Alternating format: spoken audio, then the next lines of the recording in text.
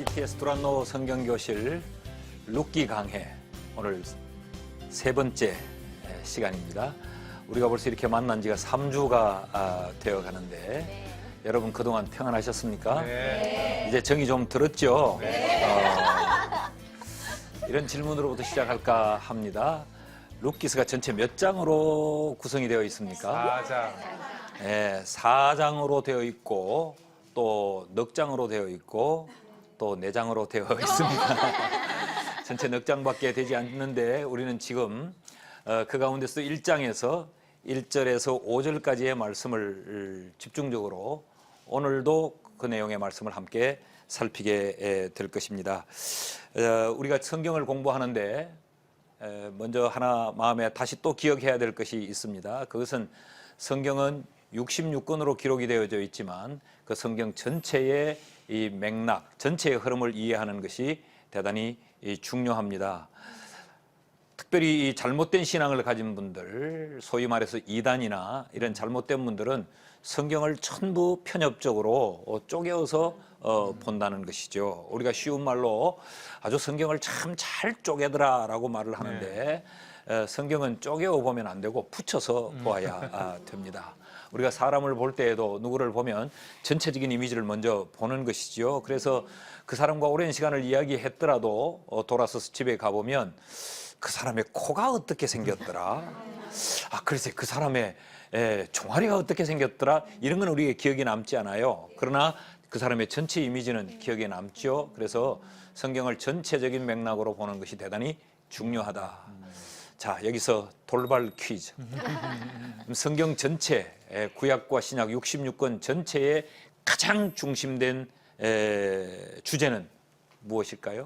예수 그리스도. 어떻게 하셨죠? 예수 그리스도가 성경 전체의 주제입니다. 구약은 오실 예수님에 대해서 가르치고 신약은 오신 예수님에 대해서 가르치지요. 그럼 예수님을 이 땅에 보내주신 분은 누구신가요? 하나님이시죠. 그래서 우리는 이 하나님을 왕으로 모시고 사는 거죠. 하나님, 그 왕 대신 하나님, 그분이 우리를 사랑하셔서 이 땅에 예수님을 보내주시고 그 예수님이 내 인생의 주인이 되게 해주신 것. 그래서 신앙은 늘 하나님 앞에 감사하는 것. 아멘. 그것이 신앙입니다. 한번 따라 하실까요? 신앙은 하나님의 은혜에 감사하는 것이다. 감사하는 것이다. 그래서 교회에서 목사님들의 설교를 들으면 목사님들이 가장 많이 하시는 말씀이 감사해라, 감사해라. 성경도 펼쳐놓고 보면 늘 감사를 말하는데 성경은 어디까지 감사를 말합니까? 범사에 감사해라. 그러니까 이 범사라는 말은 무슨 이야기죠? 모든 것에 어떤 상황에서도 감사해라. 오늘 여러분들의 삶에 항상 하나님이 왕이시다는 것 늘 기억하시기를 바랍니다.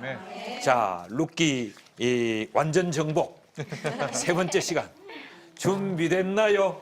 준비됐어요. 세 번째 만나니까 별로 안 좋은가 봐. 자, 지난 시간에 이어서 1절에서 5절까지 말씀을 다시 우리가 함께 살피겠습니다. 같이 한번 읽어보실까요? 1장 1절에서 5절까지. 사사들이 치리하던 때에 그 땅에 흉년이 드니라. 유다 베들레헴의 한 사람이 그의 아내와 두 아들을 데리고 모압 지방에 가서 거류하였는데 그 사람의 이름은 엘리멜렉이요 그의 아내의 이름은 나오미요 그의 두 아들의 이름은 말론과 기런이니 유다 베들레헴 에브랍 사람들이더라. 그들이 모압 지방에 들어가서 거기 살더니 나오미의 남편 엘리멜렉이 죽고 나오미와 그의 두 아들이 낳았으며 그들은 모압 여자 중에서 그들의 아내를 맞이하였는데 하나의 이름은 오르바요 하나의 이름은 롯이더라. 그들이 거기에 거주한 지 10년쯤에 말론과 기런 두 사람이 다 죽고 그 여인은 두 아들과 남편이 뒤에 남았더라. 아멘. 이제 이 말씀을 우리가 세 번째 살피니까 이 본문이 우리에게 매우 익숙하리라고 생각을 합니다. 외우지는 못하지만 그래도 1절에서 5절까지가 이런 내용이다라고 하는 것은 우리가 잘 알 수 있을 텐데 그럼 한번 복습을 해 보시죠. 지난 우리가 시간 두 번째 강의에서 흉년을 만난 이 엘리멜렉의 가정이 그 흉년을 극복하기 위해서 이들은 무엇인가 결단하고 선택하고 행동으로 옮겼는데 그것이 잘못된 선택이었다라고 하는 말씀을 우리 함께 살폈습니다. 이들의 잘못된 선택 몇 가지를 우리가 살펴봤는데 첫째는 가지 말아야 될 곳으로 갔죠. 그리고 정든 고향을 떠나는 결과를 가져오지 않았습니까? 그런데 그곳에서 남편이 죽었어요. 그러면 마땅히 이 나오미는 왜 우리의 가정에 이런 일이 왔을까? 내 인생에 왜 이런 모질고 힘든 이런 시련이 내게 찾아왔을까? 돌아보고 뉘우치고 반성하고 돌이켜야 할 텐데 그는 돌이키지 않았습니다. 남편이 죽고도 그곳에 아무런 깨달음을 얻지 못하고 10년이라는 세월을 더 거주했죠. 세월만 허비한 것이 아니고 그에게 생명처럼 소중했던 두 아들을 다시 잃어야 되는 이 안타까움을 겪게 되었습니다. 이런 결과들을 가져온 중요한 요인이 뭐였죠? 신앙의 퇴보, 신앙의 타락이었어요. 그래서 세상을 바라보면 거기 소망과 어떤 미래에 대한 희망이 샘솟지 않잖아요. 절망스럽죠. 피관스럽죠. 그래서 자식들의 이름을 그렇게 지었다라는 이런 내용들의 말씀을 우리 두 번째 시간에 지난주에 우리가 이 말씀을 함께 살폈습니다. 오늘은 자, 그럼 이런 흉년을 만났을 때 우리는 어떻게 해야 바른 선택을 하고 이런 흉년을 그런 실패가 아닌 성공으로 바꾸어낼 수 있을까? 이 교훈을 실패한 그 나오미에게서 우리는 좀 배울 수 있습니다. 자, 다시 한번 읽어보는데 우리 1절 말씀을 다시 한번 같이 읽습니다. 1절 다 같이 읽어요. 시작. 사사들이 치리하던 때 그 땅에 흉년이 드니라. 유다 베들레헴의 한 사람이 그의 아내와 두 아들을 데리고 모압 지방에 가서 거류하였는데. 자, 이 그 땅에 흉년이 찾아왔죠. 이 흉년이 찾아왔을 때 이들은 가지 말아야 될 모압으로 내려간 것입니다. 여기에서 우리는 내 인생에 이런 흉년이 찾아올 때 어떻게 해야 될까? 역으로 우리는 그 선택의 하나의 교훈을 받을 수 있는데 모압으로 내려가지 않았어야 돼요. 그럼 어떻게 하라는 말인가? 약속의 땅에서 그 하나님의 약속을 붙잡고 하나님의 역사, 하나님의 때를 기다려야 했습니다.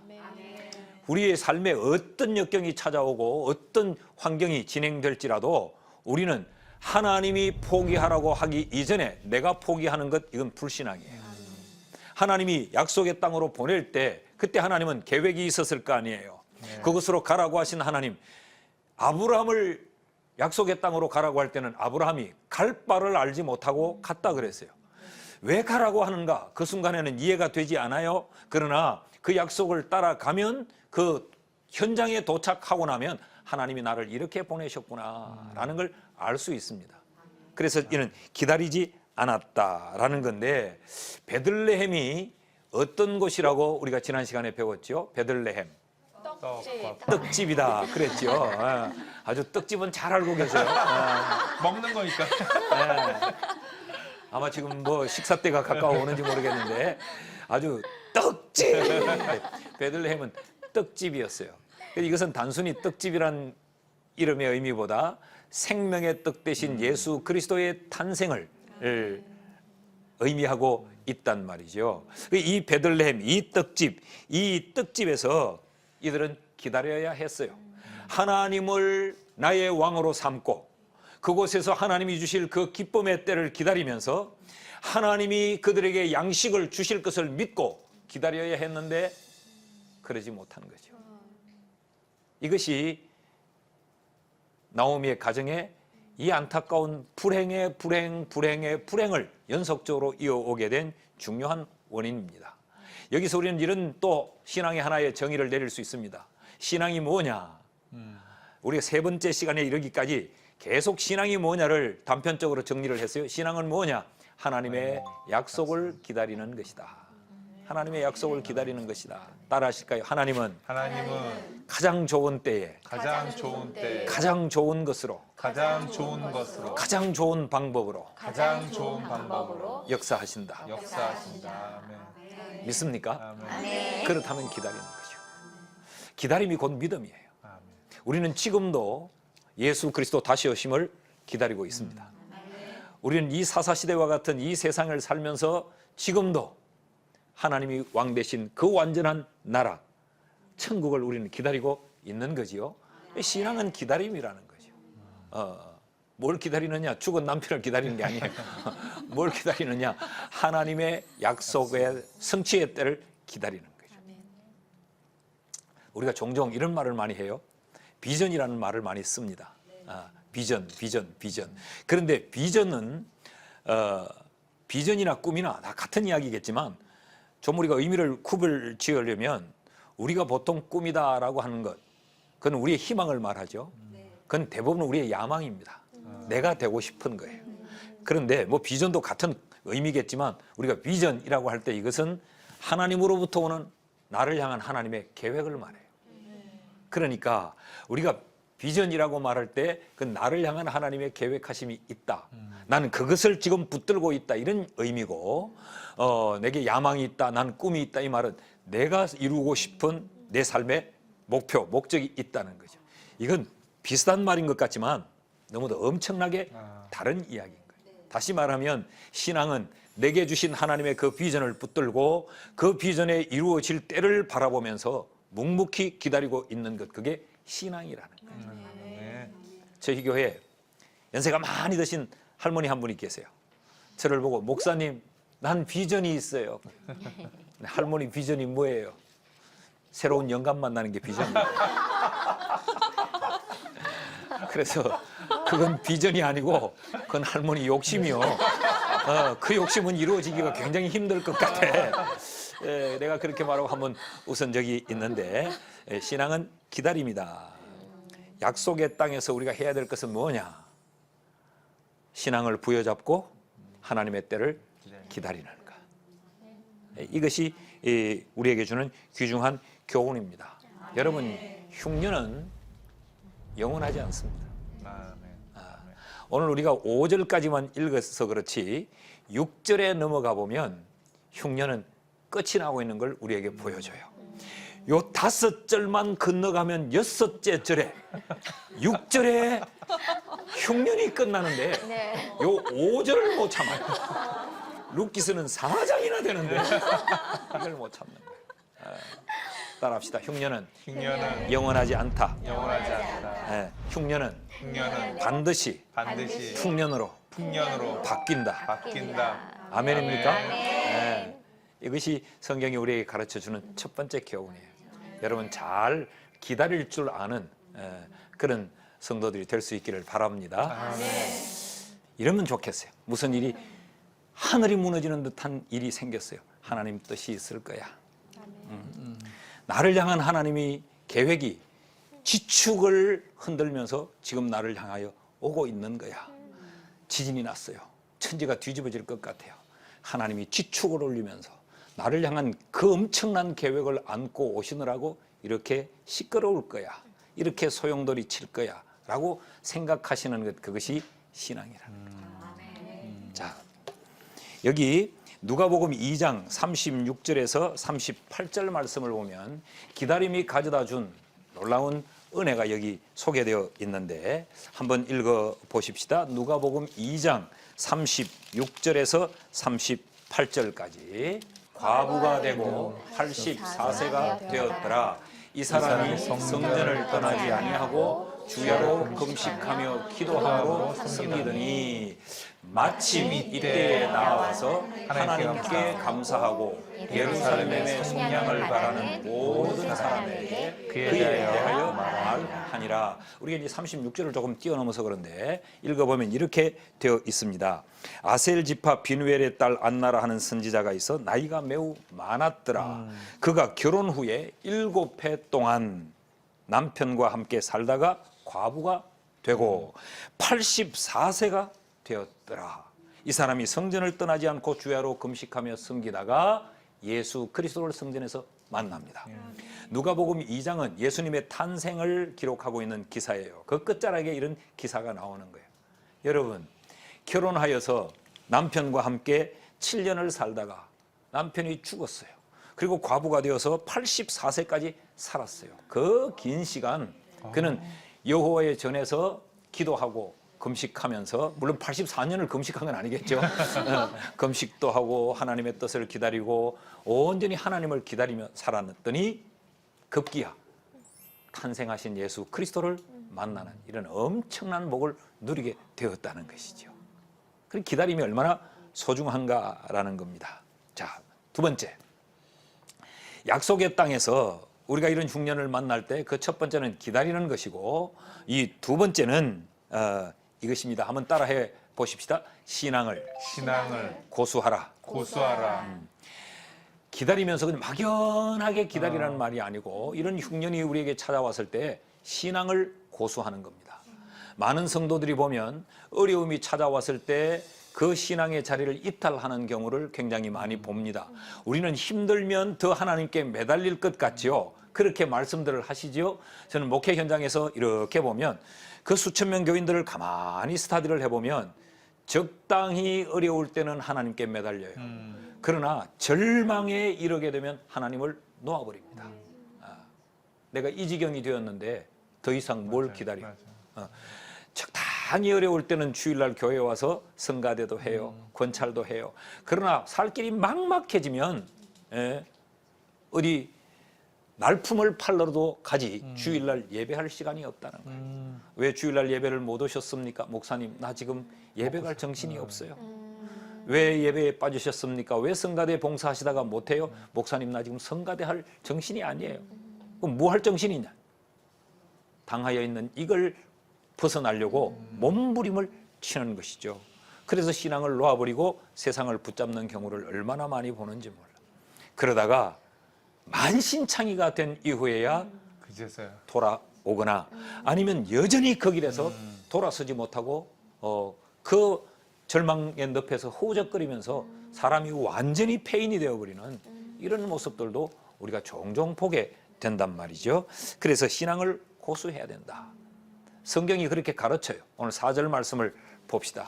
4절 말씀을 보면 4절이 우리에게 이것을 이렇게 가르치는데, 같이 읽어요. 시작. 그들은 모압 여자 중에서 그들의 아내를 맞이하였는데 하나의 이름은 오르바요 하나의 이름은 루시드라. 그들이 거기에 거주한 지 10년쯤에. 이 4절 말씀도 우리에게 익숙한 말씀이죠. 이 며느리를 맞이했다. 근데 이 며느리를 맞이했다라고 하는 것은 지금 나오미는 신앙을 고수하지 않았다는 이야기입니다. 그래서 지난 시간에 말씀드렸는데 기억하시는지 몰라요. 이 여자들을 며느리로 맞이해야 말이 통한다. 이 여자들을 며느리로 맞이해야 이 모압 땅에서 살기가 더 좋다. 이 여자들을 며느리로 맞이하면 이 모압 땅의 이런저런 인맥이 우리에게 도움이 될 것이고, 이들이 모압 지방의 풍습을 잘 알고 지리를 잘 아니까 여기에서 성공할 수 있다라는 판단을 했던 거죠. 그런데 신앙은 어디 있어요? 신앙은 온데간데 없는 거죠. 그리고 세상만 굳게 붙들고 있는, 이것이 잘못이었다면 그럼 우리는 어떻게 해야 올바른 선택을 할 수 있는가? 그것은 신앙을 고수하는 겁니다. 한번 따라합시다. 죽어도 고다. 어디로 고해요?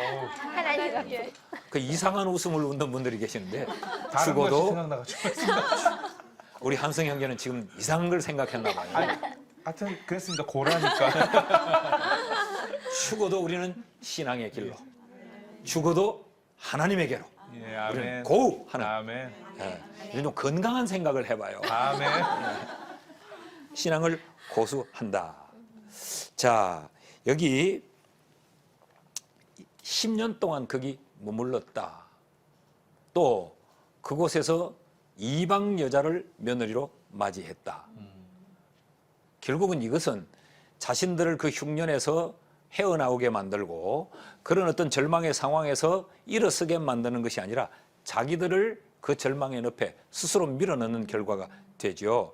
여러분, 이런 말을 아십니까? 이 건묵자흑이라는 말. 건묵자흑이라는 말을 아시는지 몰라요. 건묵자흑. 건묵자흑과 비슷한 말은 또 건주자적이라는 말이 있어요. 건주자적. 이게 무슨 이야기냐? 가까이 하는 것에 의해서 자신도 영향을 받는다. 묵을 가까이 하면 검은 것을 가까이 하게 되면 나도 검게 검어지고. 물든다. 인주밥, 도장밥, 그 붉은 것을 가까이 하면 그것이 내게 묻는다. 그런 이야기죠.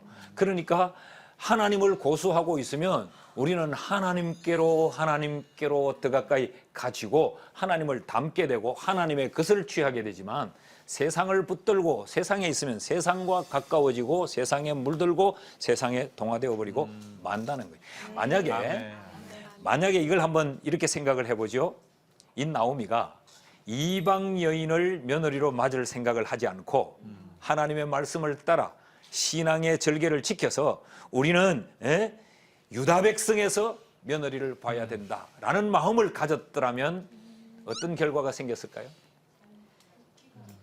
삶이 달라졌기는 달라졌겠죠. 우선 모압을 떠났겠죠. 모압을 떠났겠죠. 우선은. 유다 땅 베들레헴으로 네. 돌아왔겠죠. 네. 이 돌아오지 못한 이유가 거기에 있다는 거죠. 아니야. 아무리 그래도 나는 하나님의 백성이야. 모압의 여인을 취할 수는 없어. 이 아들들만큼은 나는 지금 남편을 잃은 여자가 되었을지 모르지만 이 아들들은 신앙에 반듯하게 세워야 돼. 아멘. 신앙 있는 여자를 만나게 해야 돼. 유다 백성에게 장가를 보내야 돼. 그랬다면 모압을 떠나서 유다 땅 베들레헴으로 돌아왔을 거예요. 그 신앙을 고수하면 사는 길이 열립니다. 아멘. 신앙을 고수하면 희망의 서광이 비춰옵니다. 그런데 세상을 택하면 망하는 거죠. 해답이 없고 답이 없다는 것이죠. 그러니까 신앙의 고수는 우리를 다시 양식이 풍성한 곳으로 하나님이 기뻐하는 곳으로 모압 땅에서 잃었던 모든 것들을 다시 회복시키는 곳으로 우리를 데려다 놓습니다. 우리가 룻기스를 제가 첫날부터 4장밖에 되지 않으니까 다 읽어보시라 그랬는데 읽어보시면 룻기스는 역전의 드라마예요. 1장에서 죽음의 이야기, 1장에서 헤어짐의 이야기, 1장에서 흉년의 이야기, 떠남의 이야기, 아주 좋지 않은 이야기들로 다 시작을 하다가 이것이 1장 후반부에 가면 풍년의 이야기로 바뀌고 돌아오면 이야기로 바뀌고 2장과 3장으로 넘어가면 이별의 이야기가 만남의 이야기로 바뀌어지고 또 죽음의 이야기가 새로운 생명의 탄생의 이야기로 바뀌어져요. 제가 룻기스를 선택한 이유를 아시겠습니까? 난 여러분의 인생도 이렇게 역전되는 이런 아멘. 반전의 드라마의 주인공이 되시라고 아멘. 이 룻기스를 지금 공부하고 있는 거예요. 그러니까 신앙을 고수하자. 아멘. 이해가 되시지요? 아멘.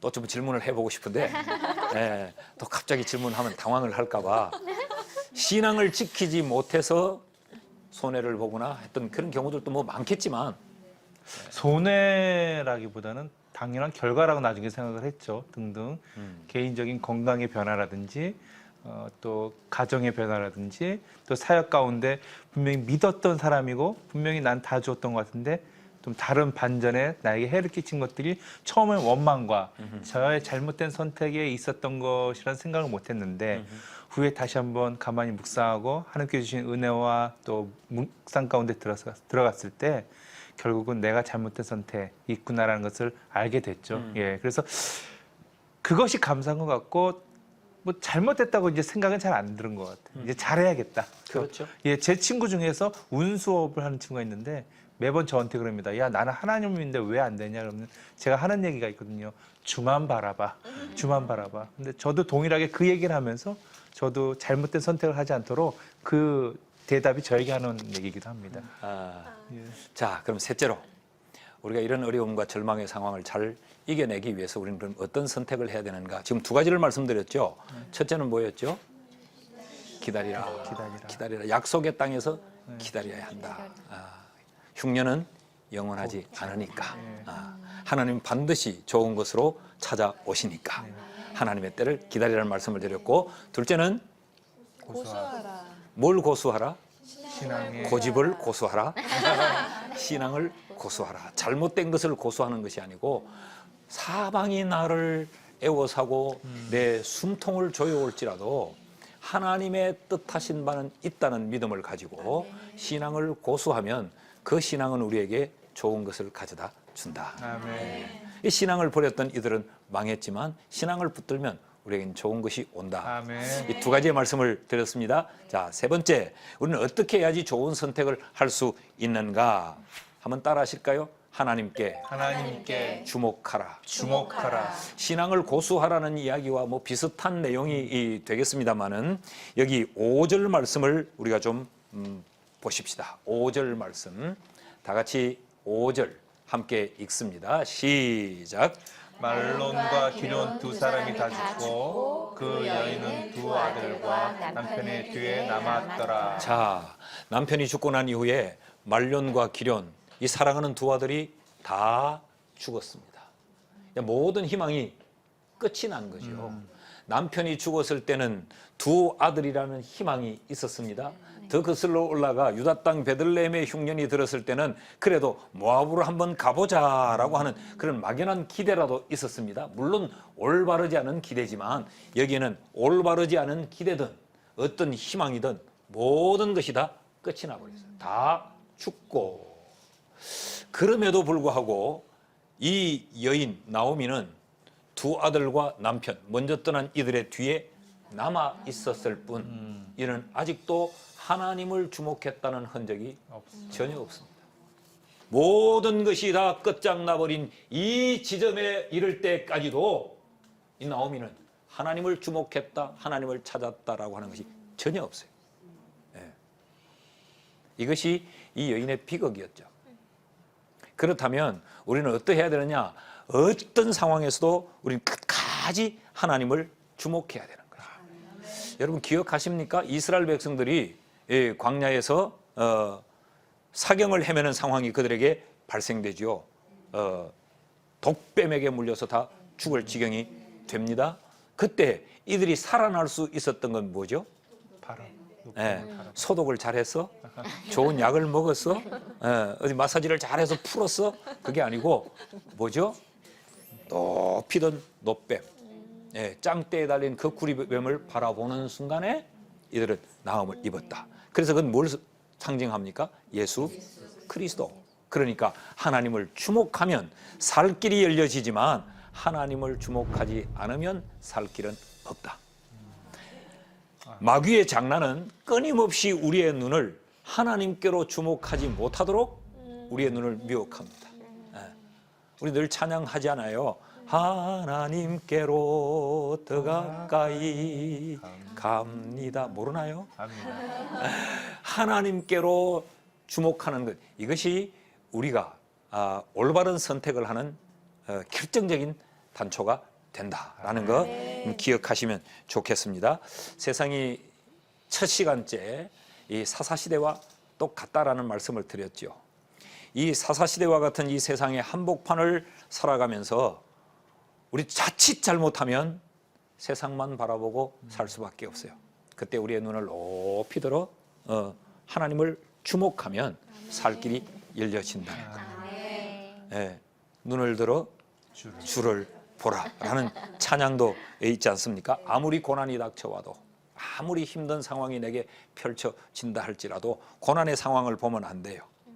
그러면 왜 나만 겪는 고난이냐고 그러고 원망하고 불평을 하지만 그때 눈을 들어서 하나님을 보면 거기에 깨달음이 있어지고 새로운 용기가 생겨지고 하나님이 보여주시는 새로운 길이 우리의 눈앞에 보여지는 것이지요. 이 나오미는 이것에 실패했다라는 거예요. 이것에 실패했다. 여기 6절도 한번 읽어보실까요? 6절. 그 여인이 모압 지방에서 여호와께서 자유 백성을 돌보시사 그들에게 양식을 주셨다함을 듣고 이에 두 며느리와 함께 일어나 모압 지방에서 돌아오려 하며. 자, 두 아들이 다 죽을 때까지는 여호와라는 단어가 등장하지 않았습니다. 다 죽고 끝나고 나니까 그 여인이 모압 지방에서 여호와께서 자기의 백성을 돌보시사 그들에게 양식 주셨다 함을 듣고, 여러분 이것은 이런 사실이 나오미의 귀에 들려졌다는 기술이지만 이게 들려졌다는 겁니다. 10년 동안 살 때는 하나님의 경고의 음성이 들려지지 않고 이방 여인을 며느리로 맞이할 때도 전혀 하나님이 그 귓전을 얼마나 두드렸겠어요. 아니야, 아니야, 그건 안 돼, 그건 망하는 거야 라고 했는데 전혀 들려지지 않다가 남편 잃고 두 아들 다 잃고 난 다음에는 여호와께서 자기 백성을 돌보시고 그들에게 양식 주셨다 하는 소리가 이제야 귀에 들려지는 거죠. 이에 이 말은 이건 우리가 방금 공부한 것으로 보면 이제 하나님을 주목했고 이걸 또 다른 말로 바꾸면 이제 신앙의 철이 들었고 그러자 두 며느리와 함께 일어나 모압 지방에서 돌아오려 하여 이제서야 모압을 떠납니다. 이 부분에서 우리는 얼마나 가슴이 안타까운지 몰라요. 지금 우리가 이 방송을 하고 있어서 우리의 마음을 다 표출하지 못해서 그렇지 눈물 나는 이야기 아닙니까? 눈물 나는 얼마나 안타까운 거예요. 신앙의 가장, 이 가정의 가장이었던 엘리멜렉이 흉년 들었을 때 여호와를 주목만 했더라면 모압으로 가지 않았을 거예요. 첫째 아들이 죽었을 때, 첫째 남편이 죽었을 때 그때 나오미가 하나님과 의논만 했다면 두 아들을 잃지 않았을 거예요. 두 아들을 다 잃어버렸어요. 모압 여인이 모압 여자 며느리를 맞이하는 것이 답이 아니었죠. 답은 뭐요? 하나님을 주목하는 것이었어요. 이것을 나오미는 못했다는 겁니다. 그런데 놀랍게도 이런 어리석음이 우리 모두에게 있다는 사실을 아십니까? 룻기 강의 세 번째 시간을 여기서 마치려고 합니다. 금방 지나. 고난 앞에서 하나님의 말씀을 따르고 싶기는 한데 그 순간에 하나님의 말씀을 못 따르도록 만드는 것들이 우리에게 참 많잖아요. 그때 어떻게 하면 하나님만 바라볼 수 있을까? 그때 어떻게 하면 하나님만 바라볼 수 있을까요? 말씀을 붙들고 말씀 성경책 위에 쓸까요?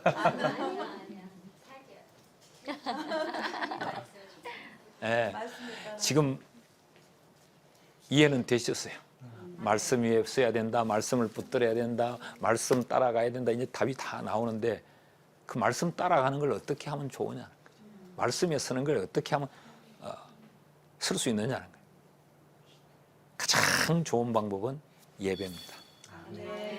예배는 말씀이 있고 예배는 기도가 있고 예배는 찬양이 있고 우리가 하나님을 향하여 주목하는 것이 예배는 다 들어있어요. 그럴 뿐만 아니라 하나님이 우리를 향하여 찾아오심도 예배는 다 들어있는 거죠. 그래서 예배를 붙잡자. 그럴 때 우리는 올바른 선택을 할 수 있다. 느낀 점 좀 이야기해 볼까요? 제가 한승 형제를 먼저 할까요? 제가 고유 명사가 된 것 같습니다. 한승 형제가 뭐냐고 이 방송. 전 조금 전에 목사님 말씀하신 것처럼 어떻게 하면 그런 어려움들 속에서 극복할 수 있을까 말씀 가운데 생각난 것은 찬양을 하자. 뭐 너무나 많이 들었던 얘기고 뻔한 얘기인데 싶지만 저 자신도 곤고하고 고난이 있고 삶 가운데 마음 가운데 우울할 때도 있잖아요, 목사님. 그러면 혼자 교회를 찾아가는 시간도 있지만 당연히 예배는 참여 집에서 혼자 방에서 그냥 찬양해요. 찬양하고 또 인터넷을 통해서 찬양하는 분들의 영상을 보면서 함께 예배 가운데 있으면 정말 세상이 할 수 없는 그 기쁨은 하나님을 주목하게 되지. 막 혼자인데 눈물도 쏟아지고요. 그리고 언제 내가 이렇게 찬양의 목소리가 내 목소리가 이랬었던가 할 정도의 많은 성도님들 앞에서 불렀던 그 이상의 감격이 깊이 하나님이 저를 만나 주심을 그걸 통해서 다시 한번 그래 말씀으로 가게 하시는 첫 걸음을 걷게 하시는 것 같아요. 전 그렇게 경험하고 있습니다. 우리 라헬 자매는 깨달은 것. 뉘우침이 먼저 이제 온 것 같아요. 그러니까 제가 그 목사님이 말씀에, 그러니까 그런 순간순간에 그리고 가장 인생에 있었을 때 어떤 바닥을 칠 만한 그런 고난이 나에게 닥쳐와서 내가 그것들을 건너갈 때 그때는 정말 아무것도 들리지 않고 또 들린다 하더라도 제가 들으려고 하지 않고 그랬던 순간들이 분명히 저에게도 있었거든요. 근데 그 목사님께서 지금 그게 예배의 자리, 아까 나를 살리는 자리라고 하셨던 그 말씀에 저는 정말 아멘을 했어요. 왜냐하면 그 순간에도 그래도 계속 붙들고 있었던 것이 예배였거든요.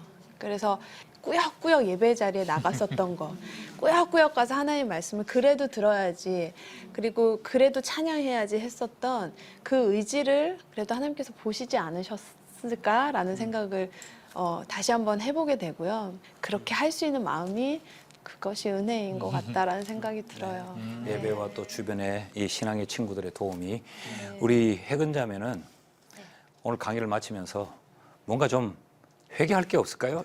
강의를 쭉 들으면서 난 이건 회개해 그런 거 뭐 없을까요? 강제 회개를 시키고 제가 가장 순수한 마음에 하나님께 예배드리고 그럴 때 하나님께서 많이 세워주셨거든요. 저를 어린 나이에 많은 인기도 누리게 하셨고 물질적인 것도 많이 채워주셨고 제가 그런 것들을 다 누렸을 때는 그게 감사함인지 몰랐다가 이제 제가 세상 것에 쫓아가고 돈에 쫓아가고 인기에 쫓아가다 보니까 하나님을 멀리했어요. 하나님을 바라보지 않고 그랬을 때 정말 모든 걸 다 잃게 됐었거든요. 그러다가 다시 하나님을 바라보고 왔을 때 하나님은 제게 평안함을 주셨어요.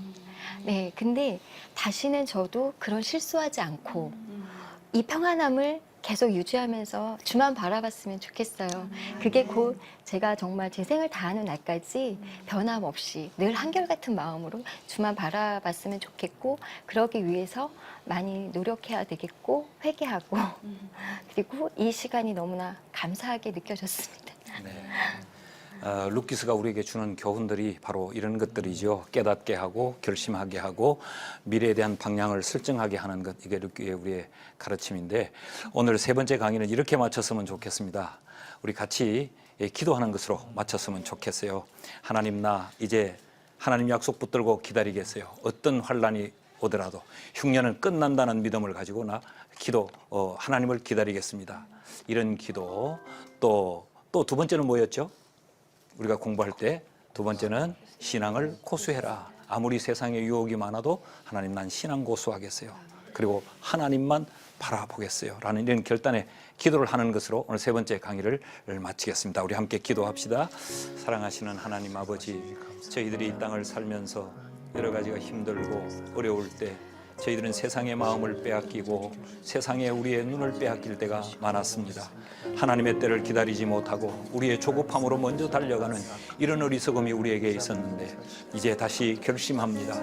하나님의 약속의 말씀을 붙들고 아버지 그때를 기다리는 저희들이 되기를 원합니다. 우리에게 이런 믿음 주시고 이런 인내의 마음을 우리에게 더하여 주시옵소서. 사랑하시는 우리 하나님 아버지, 어떤 경우에라도 신앙이 답인 줄 알고 신앙을 고수하게 하시고 흉년은 반드시 끝날 때가 있음을 믿게 해 주시기를 원합니다. 우리가 세상의 곁길로 마음 빼앗기지 않고 곁길로 나아가지 않도록 우리 하나님 도와 주시옵소서. 날마다 하나님을 주목하게 하시고 그 하나님을 바라보면서 저희들이 결국은 믿음으로 승리하는 우리 모두가 되도록 우리 하나님께서 우리를 도와주시기를 간절히 빌고 원합니다. 사랑하시는 우리 아버지 하나님, 우리 모두 위에 이런 은혜를 베푸시고 날마다 믿음의 승리자들 되게 해 주시옵소서.